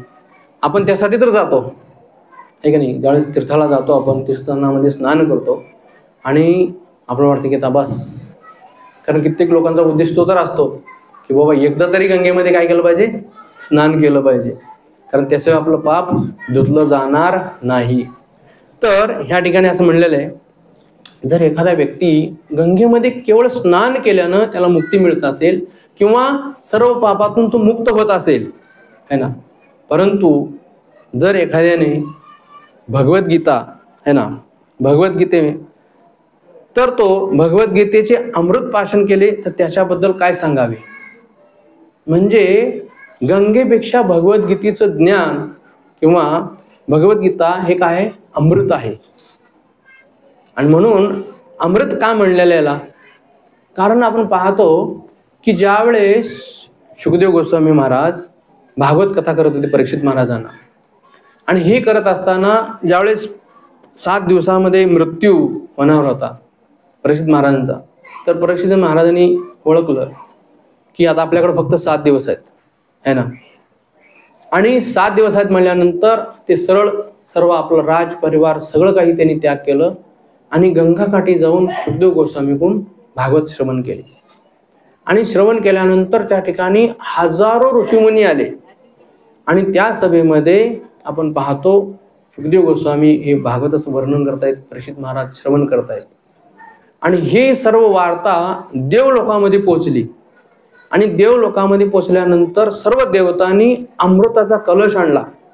म्हणाले की ही अमृत तुम्ही परीक्षितांना पाजवा आणि त्याच्या बदलीमध्ये आम्हाला भागवताचं अमृत द्या. परंतु विचार करा, त्या ठिकाणी ते कधी शक्य झालेलं नाही. कारण देवतांचं अमृत असं असतं, एखाद्या व्यक्तीने जर स्वर्गातलं अमृत प्राप्त केलं तर अमर बनतं ते, कधी परीक्षित महाराज मरणार नव्हते. परंतु भागवताचा अमृत असा आहे ती पाहण्यासाठी देवता स्वर्गातून खाली आलेल्या होत्या, पण त्यांना ही संधी नव्हती. भौतिक जगामध्ये त्यांना ही संधी नाहीये तिथं, आणि म्हणून त्यांना ते अमृत घेऊन जावं लागलं. म्हणून ह्याला काय म्हणलेलं आहे, भगवद्गीतेचं काय हे अमृत आहे. भगवद्गीता ही काय अमृत आहे. मग ह्याच्याबद्दल काय सांगावं, म्हणून असं म्हणले की मुक्ती मिळेल, भक्ती मिळेल, भागवतामध्ये त्यांच्याबद्दल काय सांगावं म्हणलेलं आहे. म्हणजे वर्णन देखील व्यक्तीचं करू शकत नाहीये. तर इतकं भगवद्गीतेचं महत्व सांगितलेलं आहे, भागवताचं इतकं महत्व सांगितलेलं आहे. आणि म्हणून आपण पाहतो शुकदेव गोस्वामींनी केवळ परीक्षित महाराजांच्या आपण ही संपूर्ण कथा त्यांनी काय केलेली आहे, त्यांना सांगितलेली, आणि म्हणून ह्याला अमृत म्हणलेलं आहे. आणि अशा प्रकारचा हा अमृत आहे. भगवद्गीता ही पुरुषोत्तम भगवान यांच्या मुखातून प्रकट होते. तर गंगा ही त्यांच्या चरणकमलातून उत्पन्न होते. दृष्टिकोनातून पाहिल्यास आपल्याला हे लक्षात येईल की भगवद्गीता गंगाजलापेक्षाही अधिक महत्त्वपूर्ण आहे. तर असं म्हणलेलं आहे की अंगानी यस सकलिंदी वृत्तिमंती पश्चांती पांती कलिंदी चिरं जगंती. भगवंतांचा अंग आहे ना, ही कुठलंही अवयव भगवंतांचं कुठलंही कार्य करू शकतं. भगवंतांच्या नेत्रामध्ये भगवंतांचे नेत्र असतील, ते पाहू शकतात, चालू शकतात, खाऊ शकतात, बोलू शकतात. सर्व अवयव त्यांचं कुठलंही इंद्रिय कुठलंही कार्य करू शकतं. आपलं इंद्रिय आपलं एकच कार्य करतं, डोळे फक्त पाहतील है ना, मुख केवळ बोलेल, कान फक्त ऐकतील है ना. परंतु भगवंतांचं असं नाहीये, त्यांचं संपूर्ण शरीर कुठलंही कार्य करू शकतं. परंतु भगवद्गीता ही मुखातून भगवंतांनी सांगितलेली आहे है ना. आणि गंगा ही कुठून प्रकट झालेली आहे? भगवंतांच्या चरणापासून झालेली आहे. म्हणजेच काय, भगवंतांचं चरण असलं काय आणि मुख असलं काय, काही फरक नाही, ती तेवढंच आहे. तरी पण आचार्यगण सांगतात, तरी पण काय थोडंसं फरक आहे. शेवटी काय, मुख ते मुख आहे है ना. म्हणून गंगेपेक्षा भगवद्गीता निश्चितपणे काय सर्वश्रेष्ठ आहे, कारण ती भगवंतांनी सांगितलेली आहे. आणि म्हणून हे भगवंतांच्या मुखातून प्रकट झालेले आहे. म्हणून भगवद्गीता म्हणलेले. भगवद्गीता म्हणजे भगवंतांनी गायलेलं हे गीत आहे. आणि ज्यावेळेस असं ही गीत प्रकारचं आपण दररोज नियमितपणे आपल्या घरामध्ये आपण वाचन करतो, अध्ययन करतो, याचं वितरित करतो, तर निश्चितपणे काय होतं, याचा आपल्याला लाभ होतो. तर भगवद्गीता हे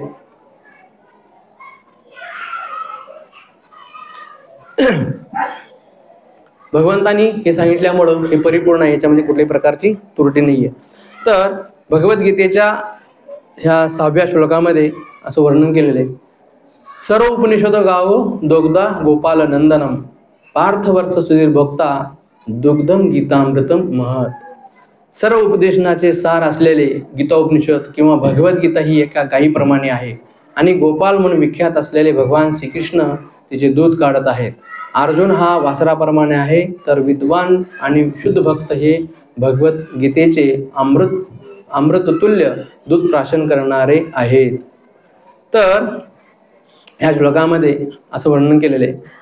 तर सर्व उपनिषदांचे सार असलेले गीतोपनिषद किंवा भगवद्गीता ही एका गायीप्रमाणे आहे. तर भगवद्गीता काय आहे, ही एका गायीप्रमाणे आहे असं वर्णन केलेलं आहे. भगवद्गीता हे एका गायीप्रमाणे आहे आणि भगवान श्रीकृष्ण जे आहेत हे गोपाल जे आहेत, हे गोपाल हे काय आहेत, जे एका शेतकऱ्याचा ते काय करतायत, रोल करतायत. शेतकरी काय करतो, गायींची धार काढत असतो है ना. आणि जो अर्जुन आहे, हा अर्जुन काय आहे, वासरू आहे. जर दूध काढायचं असेल तर काय करावं लागतं, पानं सोडण्यासाठी पहिलं वासराला पाजवावं लागतं है ना. आणि अर्जुन काय आहे, हा वासरू आहे. आणि इतर जे विद्वान जन आहेत, शुद्ध भक्त आहेत, हे काय आहेत, अमृततुल्य प्राशन करणारे सगळे भक्त आहेत. हे सगळं आपण आहात या ठिकाणी. तर असं म्हणलेलं आहे की भगवद्गीता ही एका गायीप्रमाणे आहे. हा, ही गाय आहे है ना, याची गायीची तुलना केलेली आहे भगवान श्रीकृष्णाने.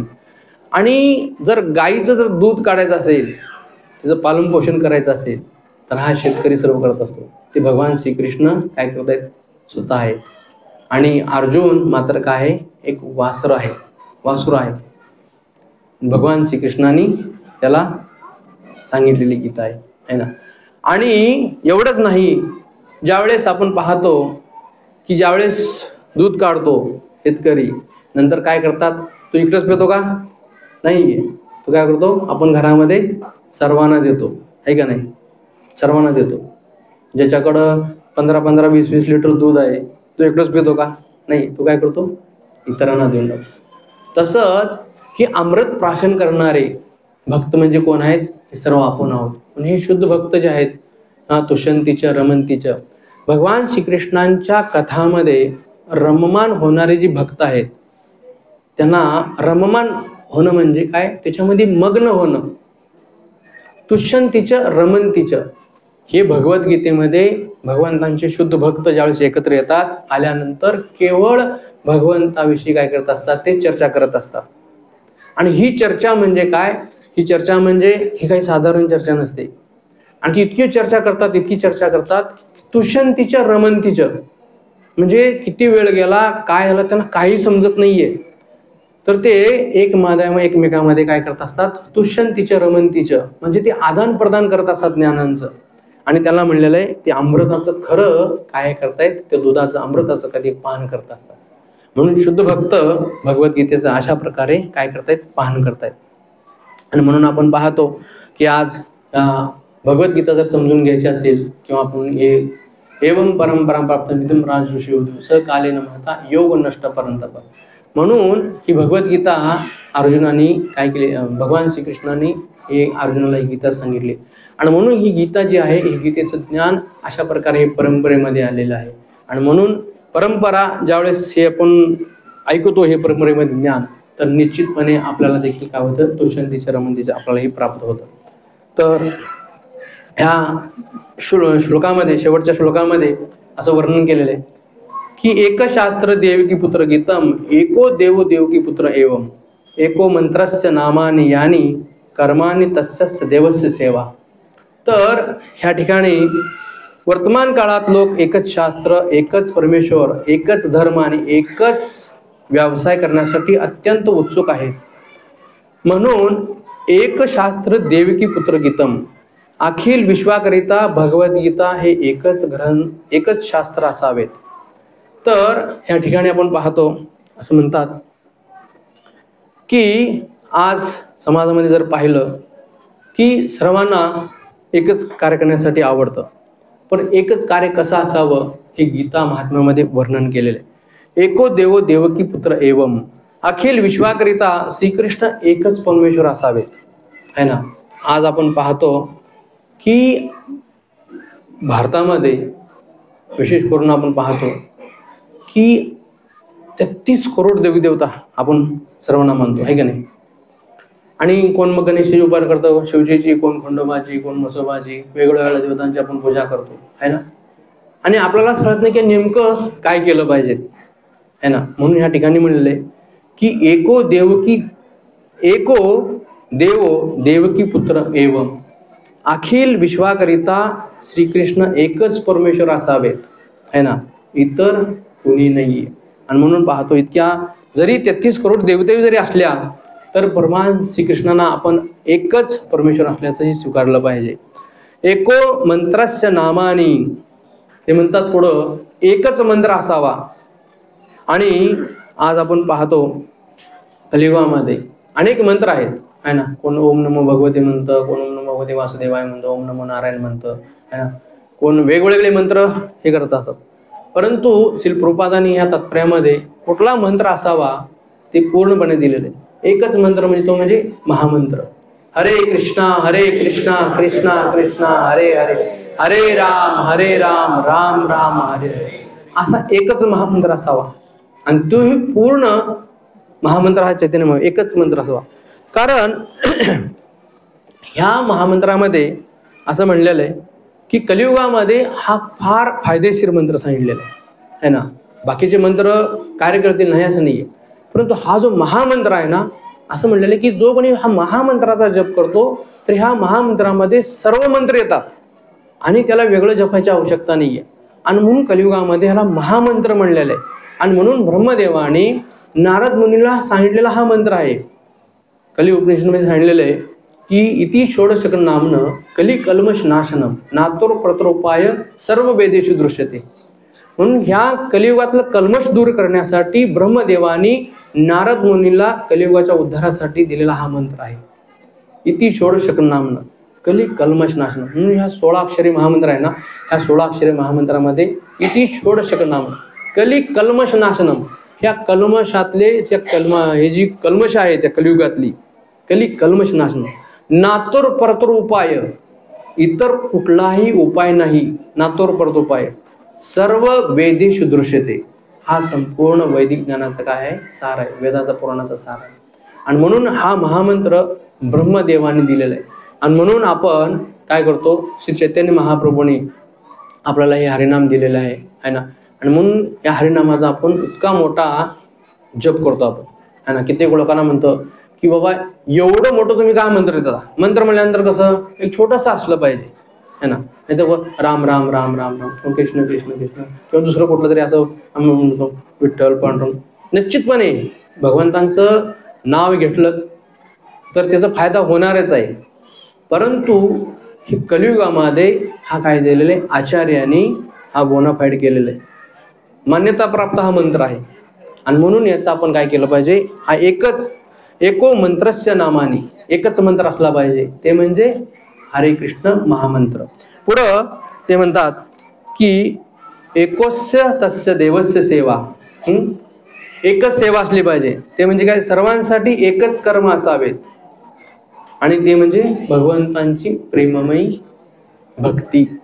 तर असं या ठिकाणी वर्णन केलेलं आहे. सर्वांसाठी कर्म्यप्यस्य तस्य देवस्य सेवा, सर्वांसाठी एकच कर्म असावेत, ते म्हणजे भगवंतांची प्रेममय भक्ती सेवा. म्हणजे आपण पाहतो की सर्वांसाठी एकच कर्म असावं. आता आपण पाहतो कोणी वेगवेगळे कर्म करत असतो आपण, आहे ना. आपण कोणी इंजिनियर आहे, कोणी डॉक्टर आहे, कोणी काय आहे ना. वेगवेगळं आपण कार्य करत असतो जीवनामध्ये. परंतु ह्या ठिकाणी म्हणलेलं आहे की प्रत्येकाने एकच कार्य केलं पाहिजे, ते म्हणजे भगवंतांची भक्तिमय सेवा. आता कोणी म्हणेल जर प्रभूजी आम्ही भक्तिमय जर सेवा करत बसलो तर आमचा परिवार कसं चालेल. ते म्हणतात एक म्हण आहे ना, असेल हरी तर दिल खटल्यावर, असं म्हणतात ना. मी नुसतं बसून राहतो, असेल हरी तर मला सर्व काय देईल, मला काय करायची गरज आहे. नाहीये, देणार हरी निश्चितपणे. परंतु तेवढी आपल्याकडं निष्ठा पण पाहिजे, श्रद्धा पण पाहिजे, आहे ना. श्रद्धा असेल तर निश्चितपणे आपल्याला मिळेल. एकदा काय झालं, एक व्यक्ती होता आणि तो आपल्या घरातल्या आपल्या पत्नीला म्हणाला की कसं काय शक्य आहे, ही सर्व काही चालतं, ही मी करतो म्हणून सगळं काही होत आहे, आणि भगवंताची कृपा कसं काय म्हणणार आपण याला, जे मिळतंय ते. आणि पत्नी धार्मिक होती, त्यामुळे समजून सांगू लागले की नाही, हे सगळं भगवंताच्या कृपेनं आपल्याला होत आहे, म्हणजे शक्यच नाही आहे. बरं मी म्हणे की आज मी दिवसभर जेवणारच नाही, बघू तुझा देव मला कसं जेवायला घालतो. आणि मग आपल्याला माहिती आहे घरामध्ये बसलं तर कोणी येणार, विचारणार, पुसणार. म्हणून तो काय केला, आपल्या घरामधला डबा भरून घेतला आणि जंगलामध्ये गेला. म्हणून मी आज दिवसभर रात्रभर 24 तास जंगलामध्ये राहणार आणि 24 तासामध्ये मी परत येणार, आणि म्हणून बरे बघू की तुझा भगवंत मला कसं खायला घालतोय. आणि म्हणजे पण ठीक आहे. मग पत्नीनं डबा भरून दिला आणि हा गेला जंगलामध्ये, आणि गेल्यानंतर दिवसभर डबा झाडाखाली ठेवून बसला. तसं पाहायला गेलं तर पोटामध्ये कावळे वरडत होते, तरी पण निष्ठा आहे की बघू कसं देव मला खायला घालते म्हणून. आणि त्यामुळं मग रात्र व्हायला लागली, आणि रात्र व्हायला नंतर त्याला भीती वाटू लागली की आता काय करायचं. आणि भीती वाटत असताना त्याने विचार केला की आपण खाली बसण्याऐवजी आपण काय करूया, झाडावरती जाऊन बसूया. आणि म्हणून त्यांनी झाडावरती जाऊन बसला. आणि बसल्यानंतर आपण पाहतो की मध्याह्न रात्र झाली, आणि झाल्यानंतर पाहतो की त्या दिवशी नेमकं काय झालं, त्या ठिकाणी चोर आले. आणि चोर आल्यानंतर त्या चोरांना शंका आली की अरे इथं डब्बा कसं काय आहे ना. आणि त्यांनी चोरून काही धन आणलेलं होतं. त्यांना वाटलं की आपल्या अगोदर इथं कोणतं आलेलं आहे, आणि म्हणून त्यांनी काय केलं, तपास काढला की इथं डब्बा पण रिकामा नाहीये, भरलेला डब्बा आहे ना. आणि त्यांनी आजूबाजूला बघितलं इकडं तिकडं, त्यांना काय भेटलं नाही.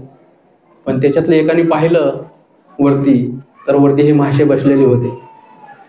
आणि जसं पकडलं त्याला खाली बोलवून आणलं म्हणले, हे सगळे चोर म्हणाले काय बाबा की तू आम्हाला मारण्यासाठी हे डबा ठेवला नाही तर म्हणे हे डबा तुला आता काय करावं लागेल, खावा लागेल. तो म्हणला की नाही, अहो मी व्रत केलेलं आहे, मी खाणार नाहीये. आणि त्यांनी सर्व इत्थंभूत घटना त्यांनी सांगितली. पण ही चोर ते चोर, ह्यांच्या मनामध्ये शंका, ह्यांना काय माहिती आहे आणि म्हणून यांच्या मनामध्ये शंका आली की हे बहुतेक आम्हालाच मारण्यासाठी हा डबा याने ते ठेवलेला आहे आणि आमचा हा धन घेऊन जाणार आहे. आणि म्हणून ह्या दोघा तिघांनी याचे हात पाय बांधून याच्या तोंडामध्ये अक्षरशः सर्व तो प्रसाद कोंबला आणि मग ह्याला सोडून दिला. तर आपण पाहतो की जर आपल्याकडं तशी जर निष्ठा असेल है ना, तर प्रत्येक वेळेला भगवंतच कोणाला कोणाला तर पाठवून देतील है ना. परंतु चैतन्य चरितामृतमध्ये आपण पाहतो श्रीवास ठाकूरांच्या जीवनामध्ये किंवा हरिदास ठाकूरांच्या जीवनामध्ये श्रीवास ठाकूर तर कित्येक दिवस आपण पाहतो ज्यावेळेस दिवसभर कीर्तन चालायचं, श्री गौरनिताई की जय, ज्यावेळेस चैतन्य महाप्रभू ज्यावेळेस दिवसभर कीर्तन करायचे तर त्या संकीर्तनामध्ये श्रीवास ठाकूर चैतन्य महाप्रभूंच्या कीर्तनामध्ये सहभाग व्हायचे. आणि चैतन्य महाप्रभू म्हणाले की हरिदास ठाकूरांना, श्रीवास ठाकूरांना, अद्वैताचार्य त्या ठिकाणी म्हणले की आपण रात्र पण आपण वाया घालत आहोत, पण रात्री पण कीर्तन केलं पाहिजे. मग चैतन्य महाप्रभू दिवसा पण कीर्तन करायचे आणि रात्री पण कीर्तन करायचे. आणि हे करत असताना एक दिवस चैतन्य महाप्रभूंच्या लक्षात आलं की श्रीवास, अरे तू इतकं कीर्तनामध्ये सदैव मग्न असतोस, रममाण असतोस, मग तू ड्युटी कधी करतोस, तू काय धन अर्जन कसं करतोस? तर त्यावेळेस श्रीवास ठाकूरने सांगितलं की महाप्रभू, मी केवळ मला ज्या काही गोष्टीची आवश्यकता आहे त्यावेळेस मी काय करतो, ह्या 3 टाळ्या वाजवतो. ही 3 टाळ्या वाजवल्यानंतर मला जे काही आवश्यक आहे हे सर्व काही प्राप्त होतं. आता विचार करा, श्रीवास ठाकूरांची किती श्रद्धा होती. आपण दिवसभर बी जरा टाळ्या वाजवलो काय होणार आहे का? साधा आता कुपन नसेल तर किती टाळ्या वाजवून म्हणतील प्रभूजी, ते म्हणतील कुपन घ्या पुढच्या वेळेस, नाही तर पैसे द्या म्हणतील, आहे का नाही? परंतु श्रीवास ठाकूरांकडं ती भक्ती होती, ती श्रद्धा होती. आणि म्हणून चैतन्य महाप्रभूंनी सांगितलं की हे श्रीवास, तुला काय, तुझ्या परिवारामध्ये एक मुंगी जरी असली ती कधी उपाशी राहणार नाही. एखाद्या वेळेस लक्ष्मी काय होईल, धनार्जन होईल. एखाद्या वेळेस लक्ष्मीकडे धन कधी राहणार नाही, पण असं कधी होणार नाही की तुझ्या घरामध्ये धन नाही राहणार. म्हणून मी बघू शकतो की जो व्यक्ती भगवंतांच्या भक्तीमध्ये लागलेला आहे, भगवंतांच्या सेवेमध्ये लागलेला आहे आणि त्यांनी निष्ठा, श्रीवास ठाकूरांनी जी निष्ठा प्राप्त केलेली आहे, तर त्याच्या कृपेनं चैतन्य महाप्रभूंनी त्यांना कधीही कमवलेलं नाही. एवढंच नाही, हरिदास ठाकूरांच्या जीवनामध्ये बघतो आहे ना, 22 मार्केटमध्ये त्यांना मारण्यात आलं आहे ना, तरी पण हरिदास ठाकूरांनी कधीही नाम सोडलेलं नाही आहे ना. तर ही आहे भक्तांची निष्ठा. ज्यावेळेस अशा प्रकारची निष्ठा, कर्मस्य सेवा ही त्यांनी असं कधी विचार केला नाही. चैतन्य हरिदास ठाकूर 192 माळा जप करायचे. 192 माळा जप करायचे तर कमीत कमी 22 तास जप करायचे आणि 2 तासामध्ये आपलं भक्तांना भेटायचे, परत विश्रांती करायचे, प्रसाद खायचे, जे काही करते हे 2 तासामध्ये करायचे. आपण काय करतो, फक्त 2 तास नामजप करतो आणि 22 तास मग आपलं सगळं संसार आपण करत असतो. आणि सगळं झाल्यानंतर मग या 2 तासामध्ये आपण भक्ती करतो. तर त्यांच्यामध्ये आणि आपल्यामध्ये हा फरक आहे. तर यथाशक्ती, तर प्रत्येकाने आपला यथाशक्ती यथामती म्हणजे प्रत्येकाने आपल्या आपल्या श्रद्धेनुसार भगवंतांची आराधना केलेली आहे. आणि आपण श्रीवास ठाकूरांची बरोबरी करू शकत नाही, ना हरिदास ठाकूरांची भक्ती करू शकत नाही, आपण बरोबरी करू शकत नाही. तर आपण आपल्या श्रद्धेनुसार आहे ना, म्हणून आपली श्रद्धा दिवसेंदिवस आपल्याला काय केली पाहिजे, वृद्धिगत केली पाहिजे आहे ना. आणि ही श्रद्धा वृद्धिगत करण्यासाठी आपल्याला काय करावं लागणार आहे, ह्या गीता भागवतांचं अध्ययन करावं लागणार आहे. आणि जोपर्यंत आपण या गीता भागवताचं अध्ययन करत नाही, श्रवण कीर्तन करत नाहीये, जोपर्यंत आपण भक्तांच्या संघामध्ये तुष्यंतीच्या रमंतीच्या करत नाहीये, तोपर्यंत आपल्याला ही भगवद्गीता प्रकट होणार नाहीये. आणि म्हणून भगवद्गीता आपल्याला वाचण्यासाठी श्रील प्रभुपादांच्या कृपेनं आज आपण पाहतो जगभरामध्ये या भगवद्गीतेचं मोठ्या प्रमाणामध्ये वितरण होत आहे. आणि हे करत असताना प्रत्येक भाषेमध्ये आहे, हिंदी, मराठी, गुजराती, तमिळ आहे ना, ओडिसा, बंगाली, कुठल्याही भाषेमध्ये नाही असं नाही. प्रत्येक भाषेमध्ये जो व्यक्ती ज्या भाषेमध्ये वाचन करतो त्या आज ती भगवद्गीता त्या भाषेमध्ये उपलब्ध आहे. तर ही विशेष करून प्रभुपादांची कृपा आहे. आणि म्हणून ह्या भगवद्गीतेचं आपण काय केलं पाहिजे, आपल्या जीवनामध्ये वाचन केलं पाहिजे, पालन केलं पाहिजे. आणि पालन केल्यानंतर ज्यावेळेस ती आपल्याला जे अनुभव येईल किती प्राप्त होईल है ना. एकही श्लोक प्रभुपाद म्हणतात की असं नाही की आपल्याला सगळे 700 श्लोक पाठ पाहिजे, असं नाही काय. एकही श्लोक जरी आपण पाठ केला भगवद्गीतेचा, कुठलाही एकही श्लोक तो पाठ करायचा आणि त्याच्या जीवनामध्ये पालन करायचं. एवढंही जरी केलं तर आपली काय जीवनाची परिपूर्णता आहे. आणि म्हणून ह्या ठिकाणी आपण पाहतो की आज आपले जे आचार्य आहेत किंवा आपली ही जी संस्था आहे, आज जगभरामध्ये इतकं मोठ्या लोकांना हे काय करत असते, भगवद्गीतेचं मोठ्या प्रमाणामध्ये विधान करत असते. तर एक माझा तुम्हाला छोटासा अनुभव मी सांगतो की ज्यावेळेस आम्ही साताऱ्यामध्ये जवळजवळ 10-12 वर्षापूर्वी भगवद्गीतेचं वितरण करण्यासाठी आलो होतो. आणि वितरण करण्यासाठी आला असताना आपण पाहतो जो कोरेगावला जो रस्ता जातो कुठला चौक तो बॉम्बे रेस्टॉरंट आहे ना. बॉम्बे रेस्टॉरंट पाशी आमची एक ती मोठी भगवी गाडी होती आणि त्या त्याच्यामध्ये भरपूर असं मॅरेथॉन चालू होतं आणि बॉम्बे रेस्टॉरंटच्या त्या चौकात आम्ही गाडी लावलेली होती. आणि काही भक्त पलीकडल्या साईडला गेले होते, काही भक्त अलीकडल्या साईडला होते. आणि तिथं आता आम्ही पाहिलं तिथं आता ते दुकान नाही आहे, मला बहुतेक दिसत नाही आहे. तर ज्यावेळेस एक एक गल्ली आम्ही करायचं तर त्यावेळेस जे काही करत येतील, मग कुठलं का दुकान आहे, कोणाचं पाण्याची टपरी असेल, कोणाचं मांसाहाराचं दुकान असेल, कोणाचं दारूचं दुकान असेल, कोणाचं हॉटेल असेल, काही काही ना सगळ्याला भगवद्गीता गीता जयंतीनिमित्त सगळ्याला आम्ही दाखवायचं. आणि मी गीता ते बॉम्बे रेस्टॉरंटच्या एका साईडनं दाखवत येत होतो. आणि दाखवत येत असताना एक मोठं हॉटेल होतं आणि ते वाईन शॉपी होती, दारूचं दुकान होतं, चांगलं दुकान होतं ते. आणि माझ्या मनामध्ये विचार आला की करायचं काय, तर जायचं की नाही जायचं. कारण महात्मध्ये जर गेलं तर कसे मिळणार सगळे लोक, दारू पिलेलेच मिळणार ना. आता ते दारूच्या दुकानात गेल्यावर काय दारू पिणार ना. पण माझ्या मनामध्ये थोडी शंका आली की आपण ठरवलं की एकही दुकान सोडायचं नाही. पण सगळे जरी पिलेले असले, एक मात्र लोक तिथे पिलेला नसतो, आहे का नाही. कुठला पिलेला नसतो, कॉन्ट्रोवरला कधी ती पिलेला नसतो. त्यांनी पिले की संपलं, मग दुकानाचं देवाळच निघालं.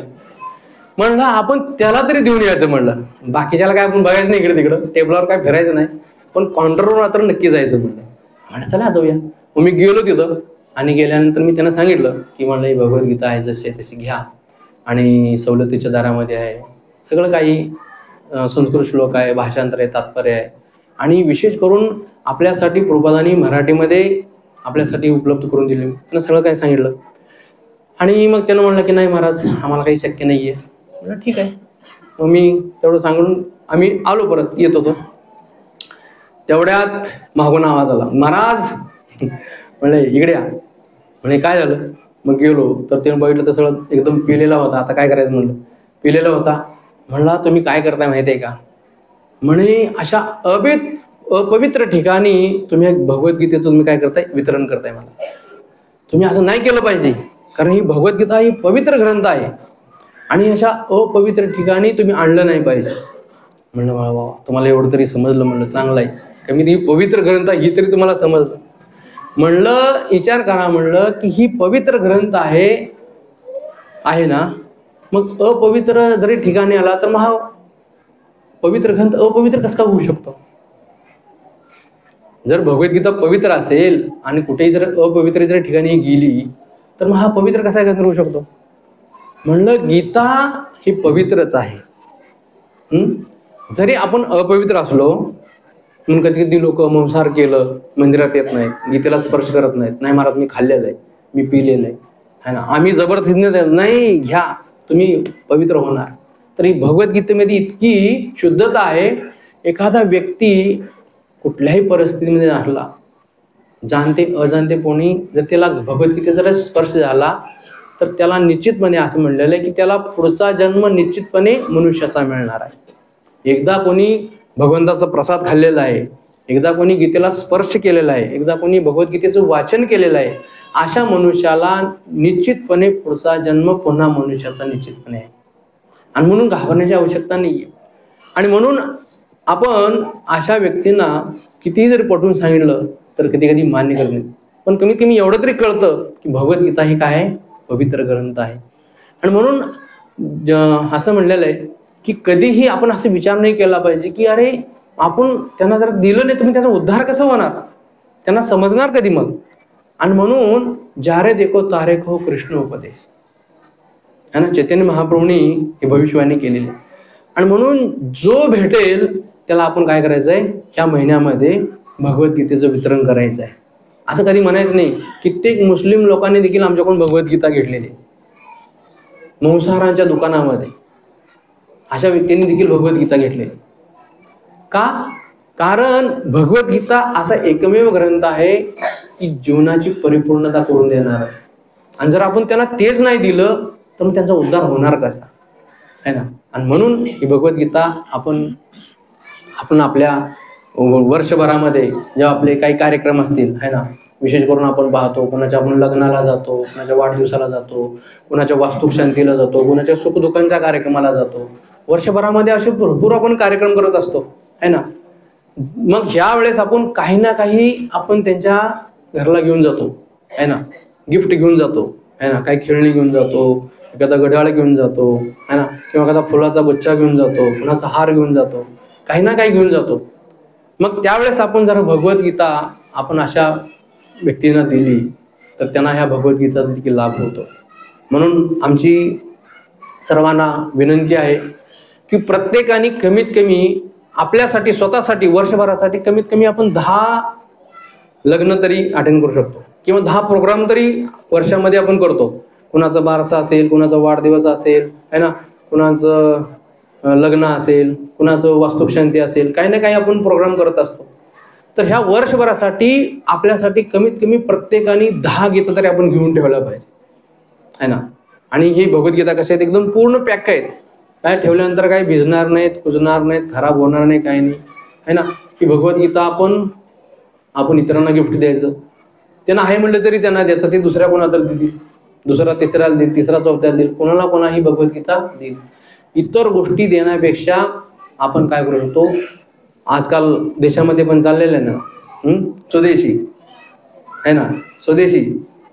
सगळं काही परदेशी खरेदी करायला नाही, सगळं स्वदेशी. तसं आपलं स्वदेशी हे ग्रंथ आहे, है ना. गीता भागवत ही स्वदेशी आहे. तर ही आपण काय केलं पाहिजे, इतरांना हे दिलं पाहिजे. आणि ज्यावेळेस देऊ तर अशा प्रकारे तर निश्चितपणे कोणाचा ना कोणाचा उद्धार काय होणार आहे, आपल्या हाताने ते होणार आहे. आणि असं म्हणलेलं आहे की एकदा कोणी समजा गीता वाचून जर तो महान भक्त बनला तर त्याचा तर उद्धार निश्चित होणार आहे, पण त्याचं निमित्ताचं कारण देखील आपण होणार आहे, कारण त्या व्यक्तीला आपण भगवद्गीता दिलेली आहे. आणि म्हणून आम्ही सर्वांच्या चरणी एवढीच विनंती करतो की जास्तीत जास्त सर्वांनी भगवद्गीतेचं वितरण करा, वाचन करा आणि भरपूर भगवान श्रीकृष्णांची कृपा प्राप्त करा. एवढीच आम्ही तुमच्या सर्वांची चरणी विनंती करतो.